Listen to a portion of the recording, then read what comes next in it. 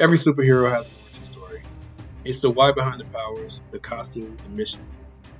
But what that origin story looks like, that's changed a lot.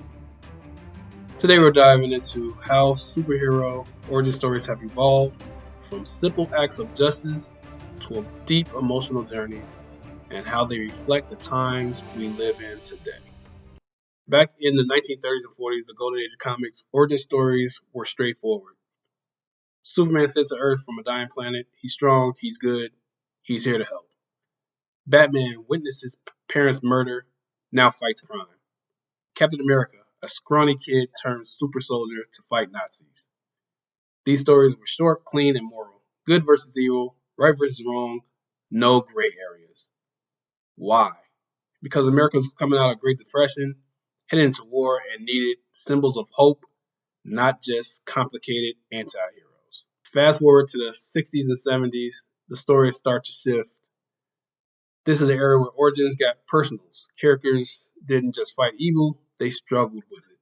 Spider-Man, bitten by a radioactive spider, but lets a thief escape who ends up killing his uncle. Suddenly it's not just about powers, it's about responsibilities. The X-Men, mutants hated for being different, their origin is societal, it's about prejudice. That's like the black struggle, I think pretty much. Daredevil, blinded by an accident, raised in Hell's Kitchen, his story is soaked in Catholic guilt and moral ambiguity. These weren't just superheroes, they were metaphors for growing up, being outcast, and fighting inner demons. The 90s and early 2000s brought origin stories to the big screen and gave them a realistic edge. Blade, 1998, a vampire hunter born of tragedy, stylish, violent, grounded. X-Men 2000 focused on discrimination, identity, and power as fear. Spider-Man 2002, the Uncle Ben speech, iconic. Batman Begins 2005 turned Bruce Wayne into a symbol of fear and trauma. These stories kept the emotional core but asked, what if they actually happened? Real consequences, real stakes, real themes. I think these movies were trying to be based in the time that we were living in. I like that aspect, actually, to tell you the truth. All of them were in like big cities, real things happening. It made them seem like real people instead of just characters off a comic book page, in my opinion. Then came 2008. Iron Man hits and everything changes. Tony Stark's origin, a billionaire arms dealer, learns humility after being kidnapped. It's not just about gaining power, it's about atonement. Captain America is still patriotic, but now with self-doubt. Black Panther, origin tied to legacy, identity, and politics. Captain Marvel, memory loss, self-discovery. WandaVision, grief as a source of power. The MCU started building origins, not just for characters, but universes. And suddenly origins became episodic, layered, even controversial. I like the way they do origin stories now. They really hash out the character more. Like I'm watching Ironheart.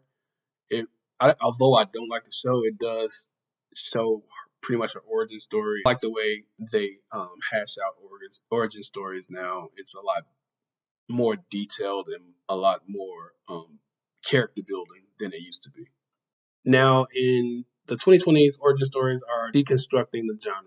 The Boys, heroes as corporate nightmares. Origin, manufactured lies. Invincible, a son learning his dad is an alien conqueror. Joker, no powers, no cake, just trauma, society, and chaos. These aren't just stories of becoming heroes, they're stories of identity, trauma, morality, and society. The origin story is now a mirror, and we're asking deeper questions. I thoroughly enjoy the way these characters' origin stories are nowadays. Like I said, it delves more into their character. You learn more about their backstory. You learn about what makes them the person they are when they got the powers. They're more open. The characters are more. It's more rewarding seeing them journey when you know exactly where they come from and how they started. So my take on this superhero thing is, I'm a big fan of comic books. I'm a big fan of superheroes, even bad guys. I like a good villain. And there's nothing like a good origin story, especially when you're making a new movie and for characters that you know nothing about. I think it's great when they delve out these characters. Like I said, especially for like when Guardians of the Galaxy first came out, I didn't even know anything about Guardians of the Galaxy, none of the characters, none of that stuff. And they really gave you everything you needed to know about the origin story and stuff. How Star-Lord became Star-Lord, how he got taken from his family and stuff like that. And I truly appreciated that. And it became a hit because you actually grew with these characters. And I like the way they're doing. And like I said, it started with Iron Man. It showed how he was before he got the suit, how he was after he got the suit, and how he grew as a character. And you can date that back to his origin story. So a great origin story often makes the movie. And I love my favorite part of a good movie is a good villain. And when they talk about the villain and tell the villain's origin story, I think that makes the movie so much better too. I love a good villain and I love a good origin story for a villain. The superhero origin story has gone from being about powers to being about people. From simple beginnings, we now get complex, layered journeys that reflect our world. As long as heroes evolve, their origin stories will too. Because the best ones just don't explain how someone got their powers, they explain how they fight. Let me know your favorite superhero origins in the comments, and if you love content like this, subscribe, like, and stay tuned for more deep dives right here on Rare Team Talks.